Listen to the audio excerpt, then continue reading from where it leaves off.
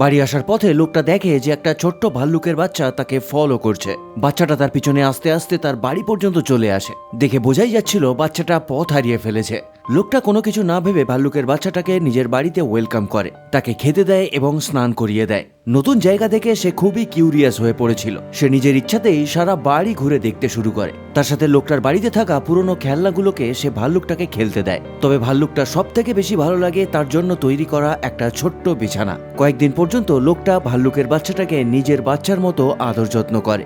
কখনো কখনো সে ভাল্লুকটাকে বাইরে ঘুরতেও নিয়ে যেত এবং ভাবতো যদি ভুল করে তার মায়ের সঙ্গে দেখা হয়ে যায়। তবে সে যখন হাঁটতে হাঁটতে ক্লান্ত হয়ে যেত, লোকটা তাকে পিঠে করে বাড়ি নিয়ে আসতো। তবে একদিন একটা বড় ভাল্লুককে তার বাড়ির আশেপাশে দেখা যায়। সে চারিদিকে এমন ভাবে ঘুরছিল যেন কিছু খুঁজছিল। আসলে এটাই তার মা ছিল এবং লোকটা ওই বাচ্চাটাকে তার মায়ের কাছে দিয়ে দেয়। তবে সেই দিন তো ভাল্লুকটা চলে যায়, কিন্তু তারপর থেকে ভাল্লুকটা তার বাচ্চাদের নিয়ে প্রায় সময় লোকটার সঙ্গে দেখা করতে আসতো।